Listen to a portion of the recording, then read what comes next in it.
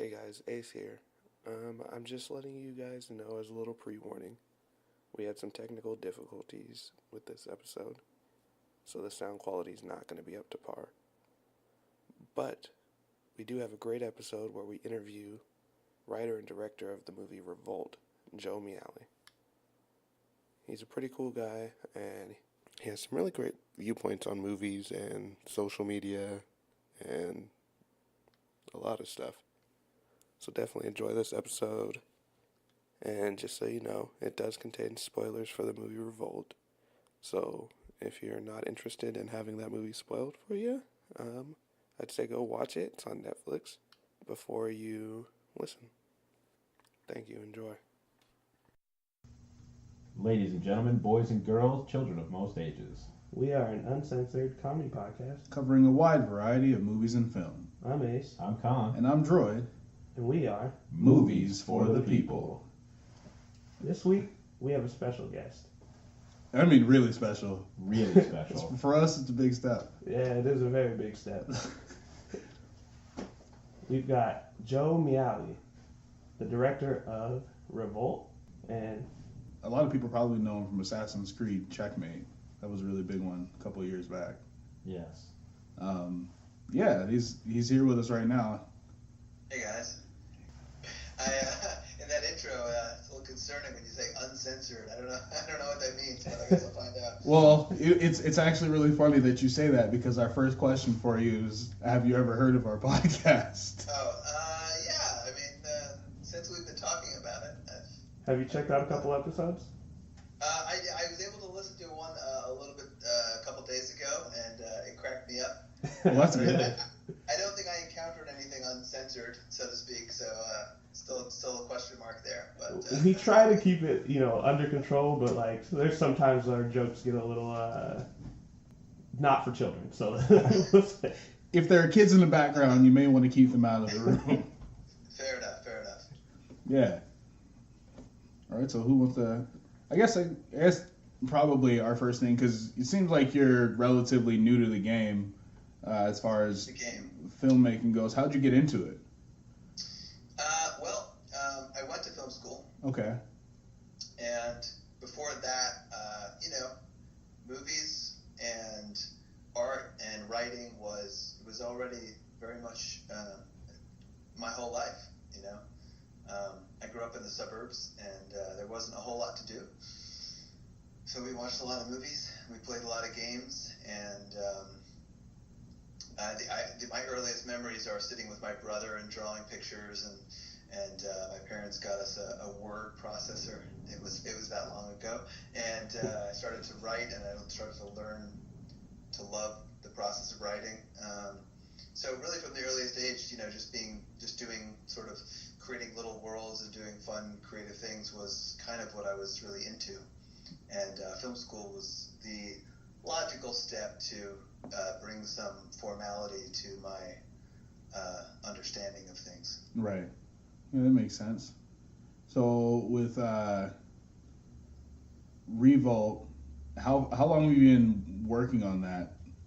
Was that something you'd been thinking about while you were writing other stuff? In a way, yeah. I mean, I'm always writing a few things, so it's a kind of a trick question, I guess. But the Revolt came about relatively quickly. It wasn't one of these projects that had been lingering around a long time. Mm-hmm. It was more that I'd always wanted to make films, and I wanted to go out to town, so to speak, and pitch something that was conceptual and science fiction, but could be done on a modest budget. Right. And Revolt was one of those ideas I'd kind of had tinkering around that felt like it would, fit that paradigm. Okay. So it came about in a pretty standard way, kind of in the way that I used to imagine movies came to be, where you're sitting in a room and you verbally pitch someone the movie, and they say, "We should make that movie." That's kind of what happened with Revolt. Nice. That's pretty cool. Yeah. How did you guys get Lee Pace on?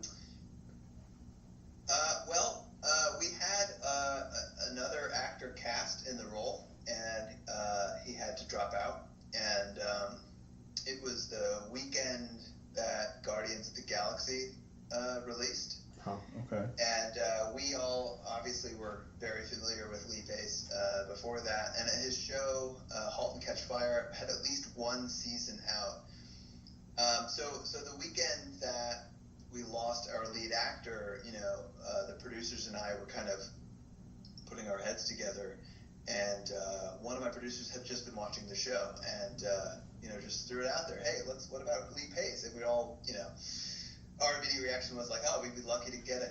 He's such a high caliber, experienced actor. It would be amazing. And we reached out to him, and a few days later, we cast him in the movie. Nice. Very nice. Pretty cool. Yeah. I gotta ask though, the original lead, is it somebody we would have known? Maybe. Maybe. Yeah. Can we get a name?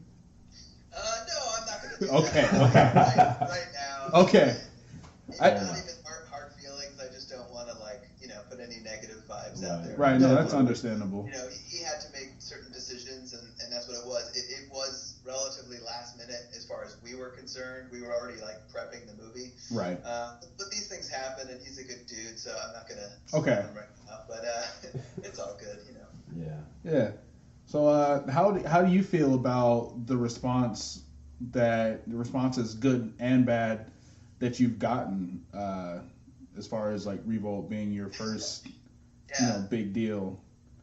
To be honest, I like I said, I grew up a kid in the suburbs that wanted to figure out how to make movies, and Mhm. so generally, I'm just really happy to be here. Yeah. And I don't think I've read all of the reviews, but in the weeks leading up to the release, I would get sent the reviews from the publicity team, and I read a lot of those, and it was a lot of fun. I mean, genuinely speaking, even reviews that really tried to rip apart the movie were really fun to read, because in this funny way, it just reminds you that it's not a dream, Right. Oh, right, I actually made this movie.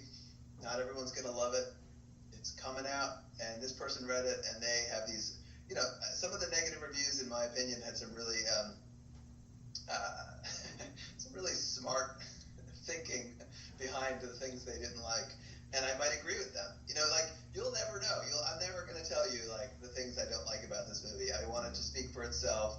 I'm proud of it. So if let's say there's a section of the film I hate, or something I really wish I could have done differently, a negative reviewer would sometimes pick up on something, and I'd agree with them.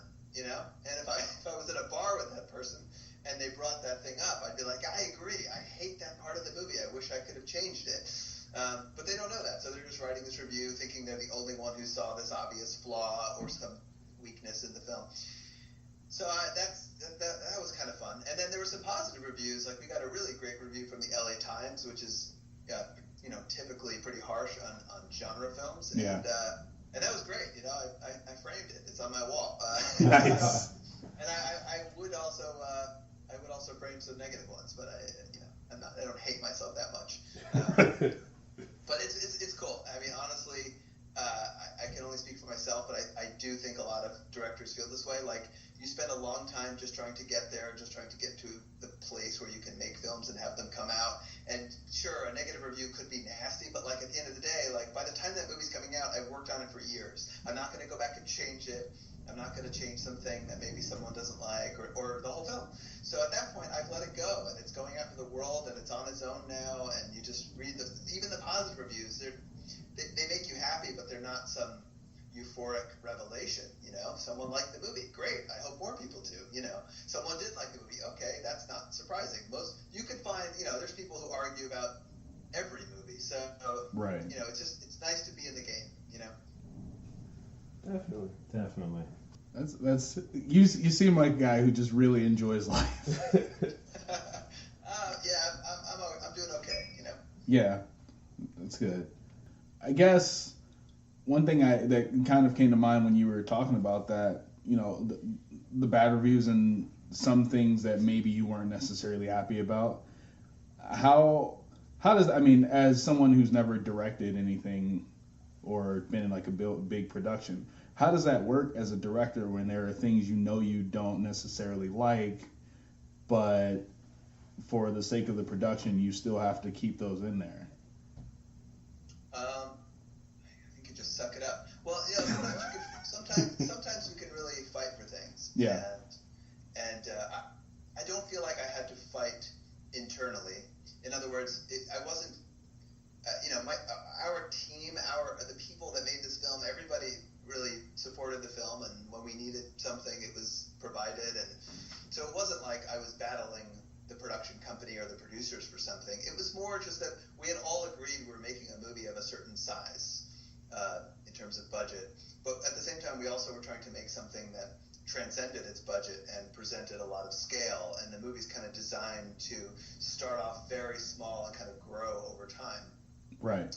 But that is just a challenge in and of itself, you know. So there's always going to be moments in production or even in post. You know, for example, you might shoot a really cool little action scene, and then you edit it for a while, and the editor is just going to town, and they're just making it even bigger, and they're cutting and cutting, and they're building up all the tension. But the truth is now there's like 4 times as many effect shots required to pull off that scene, and you maybe just can't afford it. You know, as an example of like where so you might have to find a way to re-edit the scene and pull out some of that, but keep the tension. And so I guess you just find creative ways to get around your limitations. And in terms of things I don't like, I mean, it's I don't know. I'm constantly second guessing every choice I make to be sure it's the right one, and you can't always. You're not always sure it's the right one. You know, usually you are. So there's cases where you've built up this sequence in the film, and it's never going to be my favorite sequence in the film. But maybe there's a script issue with it that we never quite were able to solve. Maybe it's unsolvable. maybe it's just something that is going to just be in there. And so you try to, in the editing room, all this stuff comes to light, and you try to make the most of it. But even then, if there were moments in the production where it would rain, and instead of shooting for 6 hours, we could shoot for 3 when there wasn't lightning. So I'm probably not going to love that scene unless some magical thing happened and it turned out better because we had such little time to shoot it. Usually that's not the case. Usually you probably needed the 6 hours you planned for, and now you're looking at footage going, I would have liked about 6 more angles on this, and I got 2 because it was raining, and the angle I really wanted we didn't get. Well, I'm just always going to carry that with me, Right. The good thing is that as time goes on, I forget. So I can, like in 10 years, I'll watch the movie and I won't remember any of this, Oh, in 10 years, you might still have people like us asking you the same questions, so. And I'll be like, I have no idea. I'll just make stuff up, I think. Yeah. I think one thing that we probably should get out of the way is we have, well, actually, no. Khan, you should say, tell us what you thought about the movie. We never really talked to him about that. I really enjoyed it. Just from a science fiction, I'm not really like a super fan, but I mean, I've grown up watching various movies throughout the years. And I think I even tweeted it about Starship Troopers and same kind of vibe there. And I really enjoyed Starship Troopers as a kid, and I really enjoyed this as an adult. As a grown-ass man. As a grown-ass man. It's just, I like different things like that, having a different creature attacking or whatever. Right. I can watch even Tremors, even as terrible as they've made them out to be recently. I still remember watching Tremors the first time as a kid, and, it was super fun. It was super fun, and that's like the main. I think sometimes because we now have like over 100 years of movies that we forget that like movies can just be fun. Right. No, I don't think we forget that as an audience. I think sometimes the critical discussion forgets like this, and because movies got quite serious for a while, and they do continue to stay serious, and sometimes they're fun again. Culturally, we're all over the place with that. But Tremors is a great example of like that movie was always just supposed to be fun. I think I don't think it was supposed to be the most serious film. No. But you can still watch it and love it. Yeah. See, I had an extremely overactive imagination, so I thought Tremors was fucking terrifying. I was as a kid, it might have been as well. I was afraid to go in my grandma's backyard some days. Because I'm from Vegas, so it's desert. It's desert. And I'm just waiting for the day this damn worm comes up to eat me. That day still might come. Don't jinx me, Joe. I don't appreciate that. You just don't know what the future You never know. Oh my god. Yeah. So what about you, Ace? What'd you think? I liked it. I don't think it's, like if I would have went into it with the original thoughts that I had, like, oh, this is, a lower budget movie that we found in the bin at Walmart, I would have probably had a better reaction than if Khan was like hyping me up like, this is amazing. I thought it was fantastic. I enjoyed it. I think you did a good job. Thanks, man. But, it's not, I probably won't watch it again. You don't have to. You're free to watch other films. There's a lot of other great movies. Yeah. But I am looking forward to see what you continue to do. Well, thanks. I've worked my whole life to get into that bin. And like I said before, I'm just happy to be there. So Yeah. Right. I'm glad you fished it out. Was it is it like a thing where you just shove your arm into the bottom and just whatever comes out is what you're going to review? Yeah, Literally, that's exactly what happened. This was the first one that we've done of that, and This is going to be the last one, I think. I mean, it worked out. It We're worked out. here right now. We're right here Yeah, now well, with you. I'm And just pathetic enough to just immediately agree to a podcast. But you might not always be so lucky. you never know. Well, we'll keep working. Yeah, we'll work our way up. That's right. Maybe. One day you too can be fished out of the bin. Hey, that would be awesome. And then you'll feel a deep sense of calm, as I do. That everything in your life has a purpose. Maybe we'll meet up with you in your next movie bin phase of life. Yeah, I hope to get back into the bin, as soon as possible. Well, it's not about the bin is all right, but our podcast. I think there's the bin and then there's the podcast, and the podcast is a little bit higher. That's true. Well, the thing is that the bin won't even make sense. Like if someone listens to this in 10 or 20 years, it won't even make sense that there's a bin.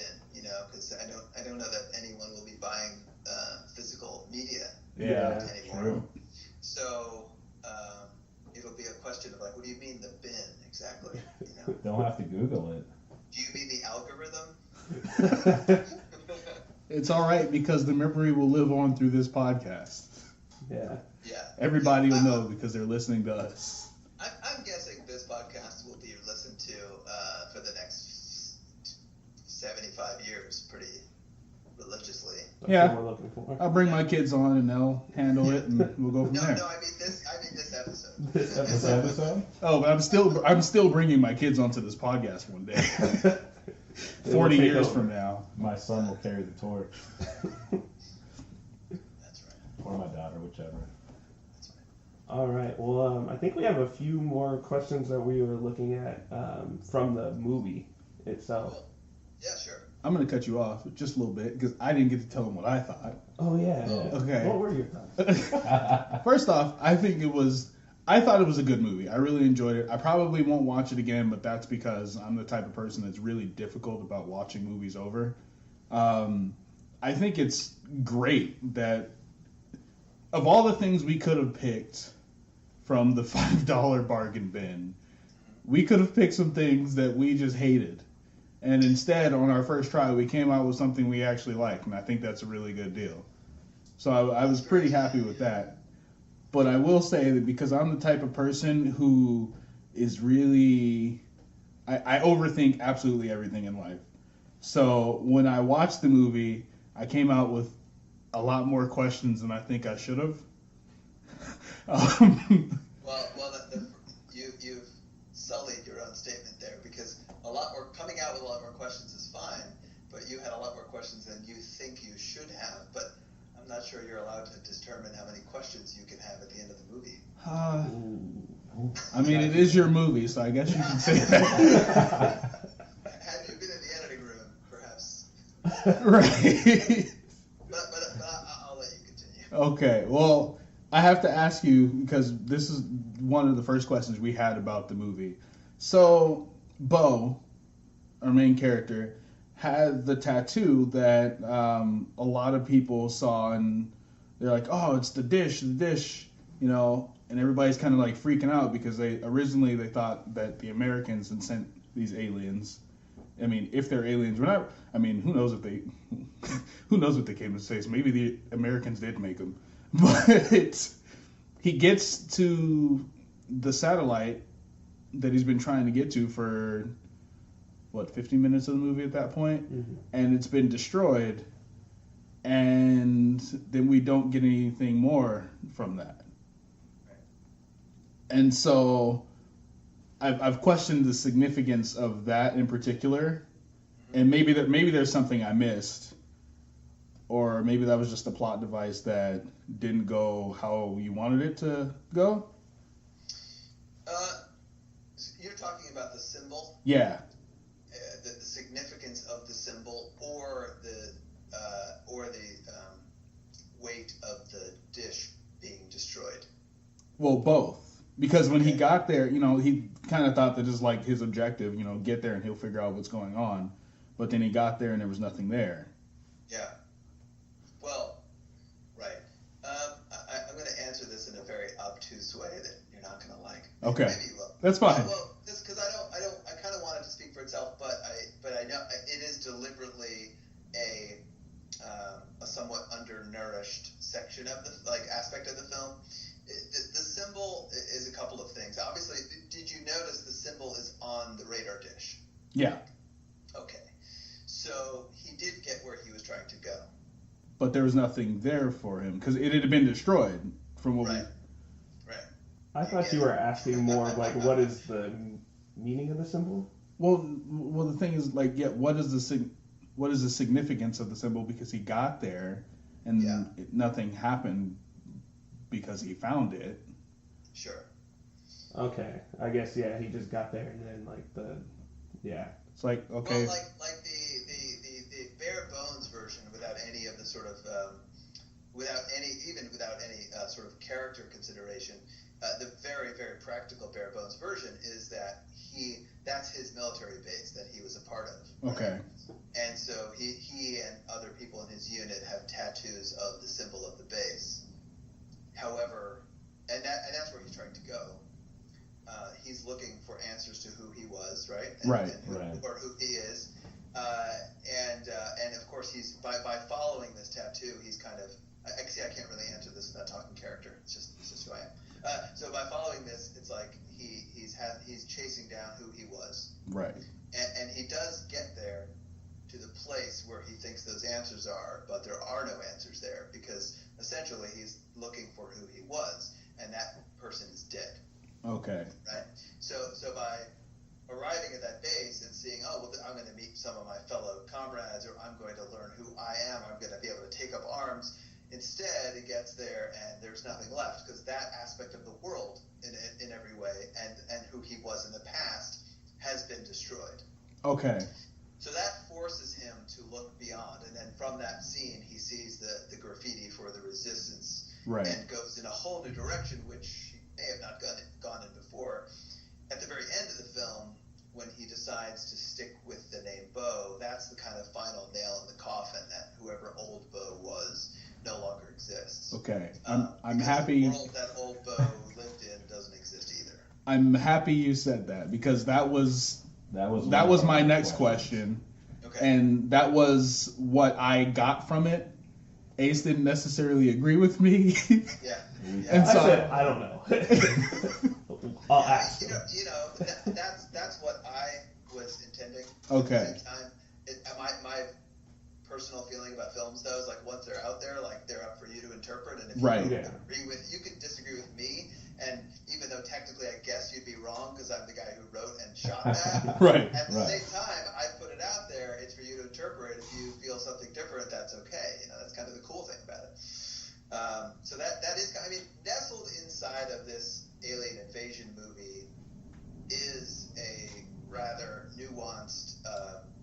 sort of, existential journey of any of us feeling like we don't know our place in the world, going down a path of trying to figure out where we came from and who we were, but then realizing that that's not where you're going to figure out who you are, and then going and making a new person out of yourself, and that's who you're going to be. That's kind of what the movie is. Right. It's not necessarily in the trailer. Right. Where you have action sequences and stuff, but that is kind of the through line of Bo's character and kind of the essence of the film. Okay. I'm not gonna lie, that makes me appreciate it a little bit more. Now knowing that I was right about that, I like movies that have something to say. Even if it's billed as this sci-fi action movie, there was a message there for people to see if they were looking hard enough, and I appreciate that. Yeah, and if I was making that exact same film right now, I might try to accentuate some of that sort of underlying metaphor a bit more. Right. Because, with a film where you have 25-foot-tall alien drones shooting things, the subtleties of theme can be lost very easily, or at least not, they just might not be loud enough in contrast to the action. So, that's something I might have done differently. Maybe not. I don't know. I'm okay. Oh. Oh, you're breaking up a little bit. Am I there? Yeah. Yeah, you were breaking up for a little bit, Yeah, but we you're got back. you now. All right. Okay. That's the perfect metaphor for my life. Ours too. Joe, your message is not completely coming through. Oh, shit. Okay. Oh man. Well, we do have another question too about the movie. Okay. So there was a scene with a tripwire, Yeah. Oh my god. and we want to know: did the aliens put the tripwire down, or was that other people? You think you're the first person to ask me that question. Well, the truth is no. It was not the aliens. Okay. It was other people who were fighting amongst themselves. That's what we thought. It would have made a bit more sense had it not been for a biblical lightning storm. Okay. Which descended upon us for most of that night. So the sequence is shorter and less clear than it ever should have been. Okay. All right. Good to know. And actually, we want to call out Khan because during this part of the movie, we were kind of getting sucked in at that point. Oh god. And then it starts doing this weird noise because someone put their grubby fingers on the disc. I was so pissed off. I thought that the Blu-ray player was dying, and pull it out and there's just fingerprints. Like, you were not 4 years old. I don't know how there's fingerprints on there. I think this happens in Gremlins too. They take over the movie theater and then they actually take over the film itself. I don't know if you guys remember that. Oh man, I haven't seen Gremlins in a long time. It's been a while. Yeah, in Gremlins too, there's a movie theater sequence and they take over the theater and they go crazy, and then at some point, like, the film of the movie of Gremlins like warps and gets stuck and ripped out of the projector. And I could be mistaken, but I'm pretty sure when it came out on home video on VHS, they modified the sequence so it looked like VHS was failing instead of film. Oh man. That's pretty I'm cool. not 100% sure about that, but I'm pretty sure. Yeah, I gotta go find that now. Oh, yeah. So we gotta ask you: did when they finally knocked the ship out of the sky with the EMP, did all the people on that ship die? Is that just our assumption? That is our assumption. Okay.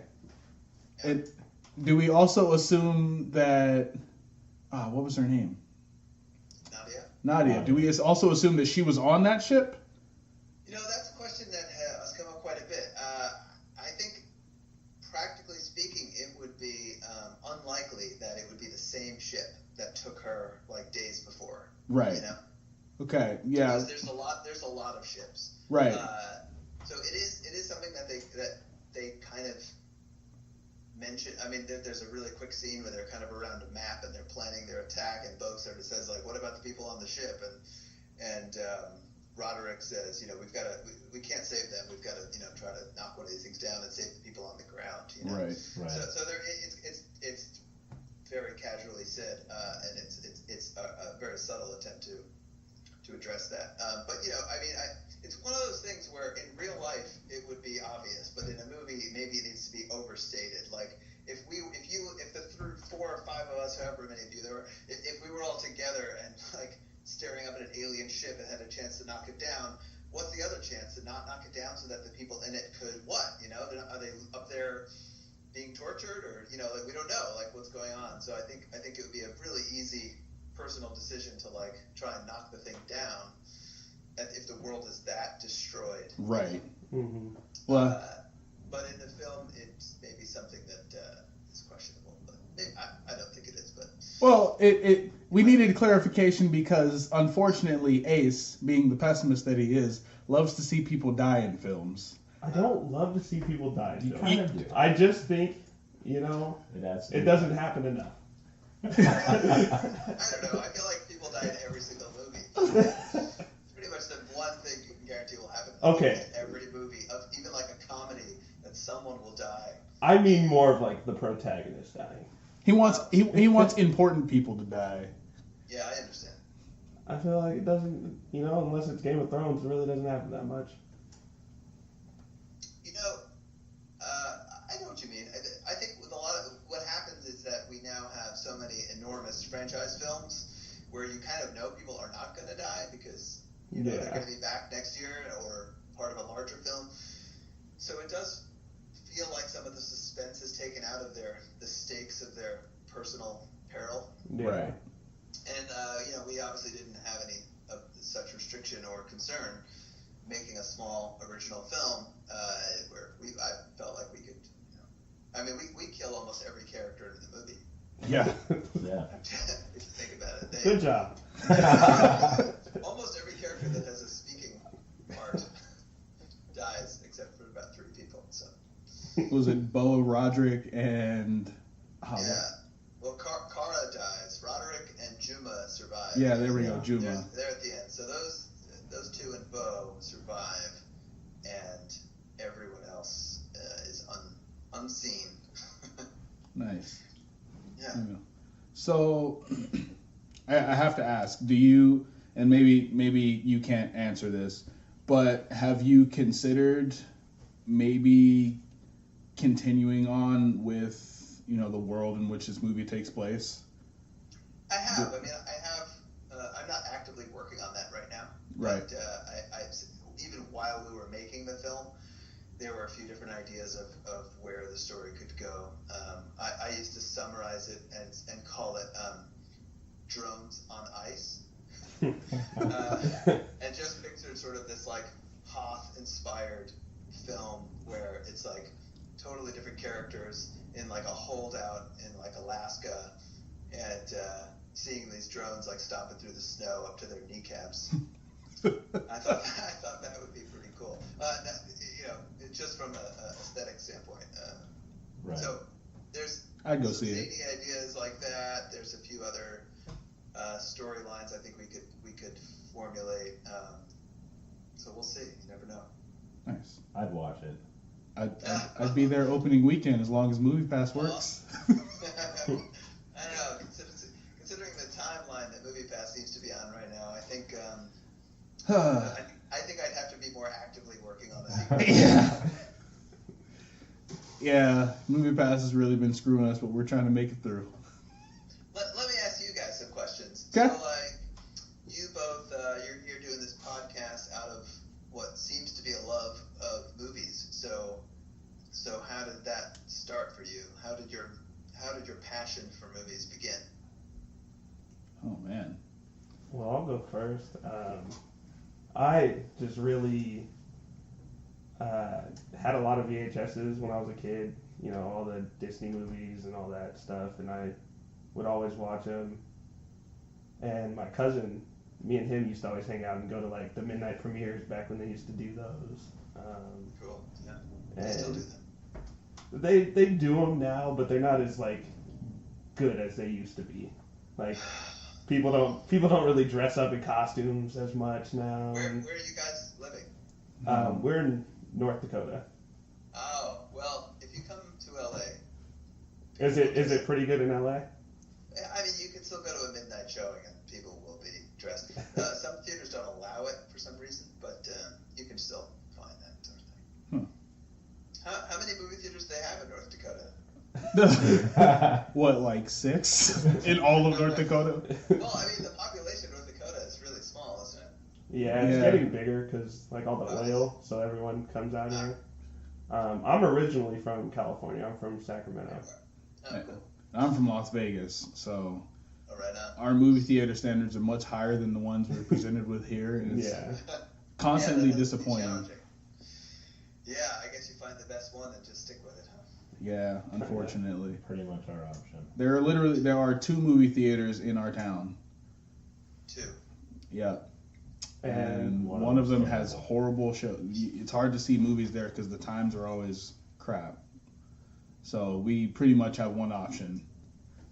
Yeah. And they just started taking debit cards like a year ago. Do you bring your own subwoofer? Plug it in? You know, sometimes you would think so. Yeah. So you had a collection of VHS tapes that you were always watching. Yeah, back in the day, and then I just was always watching movies, and I actually went to when I was in community college. I was studying film a little bit, and then I just realized school wasn't really for me, so I left. And now I'm here doing this Now you're here. podcast. Reaching into the bin. Yeah, reaching into the bin. What about you? I think the first film I ever saw was The Lion King. Oh, you remember? That's interesting. I don't remember. I'll tell you why I know. Because my mom loves to state that fact. But I love The Lion King, so it doesn't matter. I mean, it's a fantastic movie. So Yeah. good start. I mean, I think I love movies. I just love great stories. I mean, I love books, video games, and anime too. But when it comes to movies, sometimes taking away. I mean, I guess it's kind of similar for books, but you don't have necessarily any agency in it. You're just kind of along for the ride. Yeah. And you get to learn about a world that's completely different from what you're used to. You get to see these endless possibilities and other people's struggles, how people develop, how people interact with one another. So I've always liked that aspect of movies. You watch movies for the empathy. Yeah. That's what I'd say. Yeah. That's cool.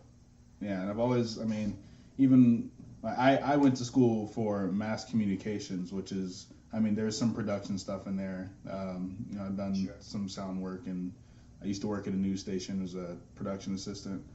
But before that, I was an English major, and just always, I've always been interested in similar things. So when Con and Ace asked me if I wanted to be on the podcast, I was like, yeah, absolutely, and I'm good friends with them, so it was pretty easy for me to make that decision. Yeah. Have you ever seen Fight Club? Yeah. Love it. Most of it. Never finished it. See, the problem is that was a movie I wasn't allowed to watch when it came out, and a lot of movies that I wasn't allowed to watch when they came out, I never went back to watch. Yeah. I wonder. So wait, who didn't finish Fight Club? Ace. Droid. Droid. Sorry. Will your listeners understand what we're talking about right now? Fight Club? I would hope they do. What's that? I would hope they understand Fight Club. Yeah. Well, not just like Fight Club, but more of the split persona. Oh. Maybe to some degree. Yeah. Yeah. Okay. All right, we'll leave that one where it is. it's like the question of the ship. You know, who's on the ship? We'll just leave. It's Schrodinger's cat. We'll just leave it up there. It's there, but only when you see it. Yeah, exactly.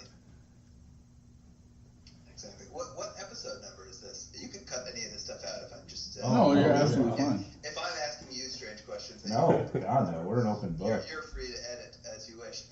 What episode are we on here? 16? 16. Oh, 16. Wow, I didn't realize there were that many. I thought there was about 6. That's great. No, yeah, What is the experience like? Are you able to see like your listenership, like the numbers and everything? Yeah. And what's that like? Is it encouraging? A little bit, yeah. Yeah. It's Seeing it grow progressively is nice. Yeah. Can you tell me where it's at? You can cut this out. Maybe we can tell you after. You know. You can edit these things. Yeah. Well, it's difficult because we have, we have our audio, but we also are recording ourselves in our, little studio. So we've got audio we've got to sync. Yeah. Makes it difficult to just decide to cut stuff out. No, you just do a little transition, little star wipe. You got your star wipes. You got your, I a long time ago in film school, they had this old video toaster, which was a device that allowed you to do, like, sophisticated transitions but not on a computer. You were editing from one tape to the other. And so the toaster was like a computer that connected the two videotapes and allowed you to put transitions between things. And you would use this to do like a simple like Star Wars style transition, right? But if you dug deeper into the video toaster, they had really unusually elaborate transitions that I don't know why anyone would ever use. Like, there were transitions where the background video would stay the same, and then the foreground video would appear as a silhouette of a woman who would walk in front of the screen and pull down the curtains, and that would reveal the video behind it. and we were sitting there in film school, we're like playing with this toaster, and we're like, what is this for? Like, why did someone spend time and money building this device? Because who would possibly do that? Like, technologically, it was kind of impressive, but anyway, so you could dig into the transition trove. Maybe we'll find a woman to come and pull back the curtains. I want to find that transition. Yeah, let me know if you find it. You have to unearth some really arcane video equipment. Oh man, it's somewhere. Somebody on Reddit will find it. Yeah, it's probably just on YouTube. There's probably like old school video toaster effects sampler 1 through 10. You could probably find it on YouTube. Yeah. That's gonna be a goal now. You can cut all this out because No, that's fine. This is your show, not mine. We love it. Oh, you never talked about how you got into movies. I just started at an early age. Just movies were kind of always an outlet from reality for me. Grew up watching The Goonies a lot. I always loved that one, still do. Great. Young Josh Brolin. Oh my God, let it go. Our Lord Thanos. Our Lord Thanos. And then as I would get movies for Christmas, birthdays, things like that, and then once I got a job, I started buying more and more movies, and my collection grew on VHS. And I would just buy anything. It didn't matter if it was the brand new one, a popular one, or whatever. I loved movies. I wanted to watch it. It didn't matter. And then DVDs came out, and I transitioned to that. Pawned off all my VHS so I could buy some DVDs, and I just let my collection grow. I love movies. They've helped me through darker times, and I can watch a movie any time of the day. That's great. I think we can all relate to that. Yeah. All right. Well, what can we expect next from you? I'm not quite prepared to say. That was a very straightforward question. But you're working on that's something. okay. It's like, it's all right. It's all good. That's a totally fair question, I would say. There's a couple things. One is science fiction. Okay. Well. Okay. Cool. Not an invasion, but Okay. science fiction. The other is more of a thriller, very conceptual, very moody, very emotional. Interesting. And I think that might be next. I don't know. Cool. But they're both, they both have a strong visual component, but also a very strong dramatic component. Okay. They're two sides of a coin, pretty well balanced. I'm in the third draft of one of them right now. Okay, so you're in the process of writing them still. Yeah, I'm in but not for much longer. So just about done with that phase. But yeah, I'm deep in a third draft, and which is pretty much all I've been tweeting about. I've kind of decided I'm not really sure what Twitter is for anymore. So I just kind of like tweet out that I'm writing. Well, I'm going to tell you a secret, Okay. and I need you to not tell anyone other than our listeners. All right. Cool. I don't think anybody knows what Twitter is for anymore. I think we've given up on that. I think we're all given up on that. It's really interesting, isn't it? How it's suddenly so prevalent and constant and big, and no one knows what the hell it is. Yeah, I And mean, if it's good for you, Sums it up. that's life. It went from, Right. hey, let's take pictures of our food and tell people we're doing it, to let's post memes. Yeah. And all of a sudden it's just huge. I've never posted a meme. You've never posted a meme. What? No. I have seen more memes than I ever needed to see.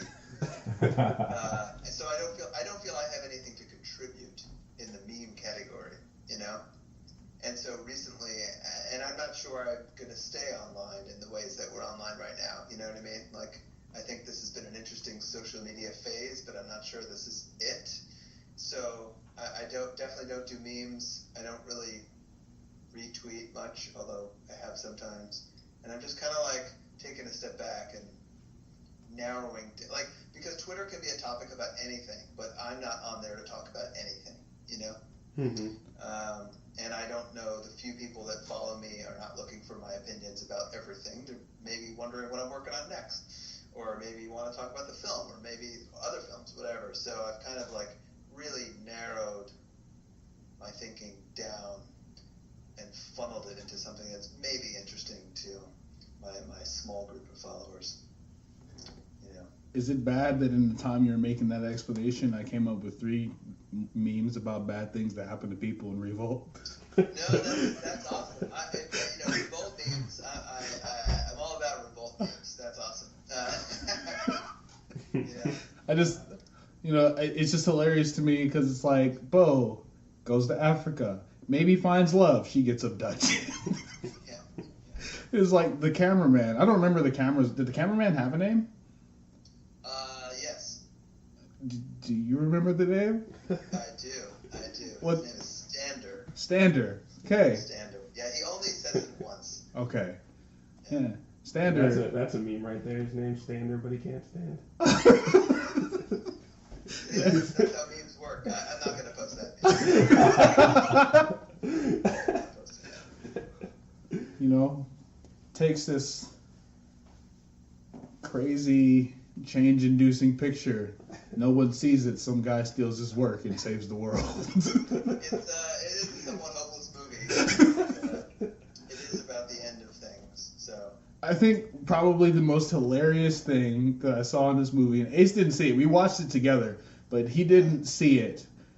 At the end, when the people are being corralled by these aliens, there's a lady who still has her purse. yeah. And Do you know any ladies? I do, but I just feel like it would be different if the alien invasion started today. I can understand you still having your purse, but this has been like a week or so that the world is being destroyed. Just give up on your purse and live. Well, her mother gave her that purse, and she has photos of her grandchildren in there, and it's the only thing she could take from her home before she was rushed out. Yeah. Aren't you a horrible person, Droid? Oh, I'm a horrible person now? Yeah. My wife would definitely grab the purse. She'd be running out with the kids, and then she's like, "Oh shit, I gotta go back for the purse. I forgot the purse. Gotta grab the purse." Yeah. That lady Yeah, was I would argue too that some of the victims of the invasion don't know that it might be the last few minutes of their life. You know, they're trying to survive. So, like, I would probably have my phone. See, I can see you having your phone in your pocket, running. Well, she has the plus, so it's in her purse. It's gotta be in her purse. There you go. It doesn't fit in her pocket. So. Oh, lady, in your inconvenient technology. If she survives this invasion, she's gonna go back to playing Words with Friends. Right. Well, joke's on her. There's no friends to play words with. I know that's what the sequel's about, actually. People who have survived and are now trying to find friends online to play Words with Friends. Oh God. I feel like that would be so horrible. Like the end of the world. Watch that movie. Yeah. Well, I'm not talking about the movie. I'm talking about the situation. You're just the end of the world, and you're like the world is over, and for some reason you're just trying to find people on Facebook to play Words with Friends. You joke, but I assure you, if the aliens come, people are going to be on Facebook all day. So. Very true. People will just be posting about alien invasion all day. You know, yeah, Joe marked himself safe in the invasion of Los Angeles. You know what I mean? Cancel that. Joe's been abducted. Yeah. Joe has just tagged himself from orbit. Dear God. Yeah. It would be interesting if Facebook is now the thing that saves the country. That would be interesting. If Facebook saves the country, then does Zuckerberg get the credit for that? Yes. Yes, he becomes king of Earth. Does he become? Yeah, he becomes the king of Earth. Is that what happens? Is that what? Yes. Yeah. That's right. So he gets to build his Hawaiian resort, and nobody gets mad. This is your movie. I'm making a movie. Yeah, I'm not taking credit for this story, so you can have this one. All right. Well, Mark Zuckerberg, if you ever hear this one day, you get to be in a movie. You can get to be the king of Earth. Just give us the money to make it. That's right. Help me leave my job. Oh man. For sure. Well, I really think it's super cool that you guys pulled me out of the bin, or pulled my film out of the bin, and hit me up on Twitter, and here we are talking about it. There's been a lot of pretty cool experiences from having a film be released, and this is one of them. So I appreciate it. Thank you. Thank We you. appreciate you. Yeah. I gotta ask, what do you think is the coolest thing that's happened to you? In relation to the movie coming out, Yeah. that's interesting. Making the movie was the coolest thing. It was an incredible adventure in South Africa with an amazing crew. So that was obviously, it was many months of work shooting, and that was amazing. The premiere was awesome. And I got to meet some fans of the film, some of whom came from Australia, really far away, to LA to attend the premiere. So that was amazing. I don't know. Someone from Twitter made a plushie doll of me. Oh That was wow. really cool. That's how you know you made it. Yeah. Our goal is to Yeah. have Funko Pops one day. It's kind of like a Funko design. It's a simple design, sort of a cartoon plushy version of me. It's in my home office right next to me right now. That's awesome. Yeah, so that's pretty cool. And then someone else. I wish I could remember the name offhand. I think I've tweeted it out. Someone else took a bunch of images from the film and made some art and had an exhibit in Germany somewhere Oh wow.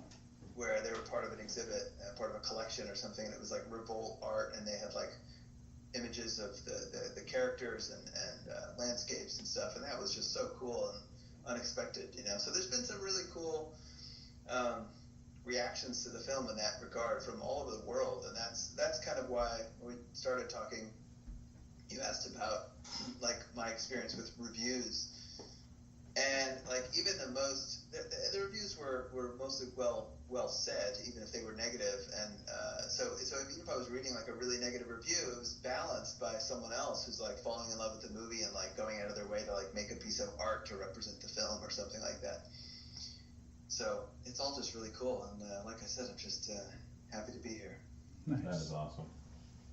Yeah. Maybe I just give up on my goals and grow up to be Joe when I get older. That you might want to set a lower bar, you know. Oh. Damn. It's pretty tough to be me. If you're not me, it's hard to become me, I think. I guess. You never know. Science in, 16 years. I still got 16 years to turn 40. We'll see if you make it, you know. Hopefully. Maybe an alien invasion. Take you out. We're at a bar, knock on wood right now. Good. Or, maybe something from Tremors comes and gets you. Knock on wood. I think Tremors is the real hero of this podcast. Like, I feel like I need to go watch Tremors again right now. I love Tremors. Great. Yeah. That's a great way for me to wrap things up because I got to get going. So, Yeah, that's fine. But I'm going to go watch Tremors. So, All right, you have a great one. Thanks Thanks you for very being much with us. for your time. thanks, guys. Have a good night. Appreciate it. Thanks. Bye. Bye. Bye-bye. Until next time, this has been Movies for the People, and we want you to ask yourselves the one thing we forgot to: where the fuck was Wakanda?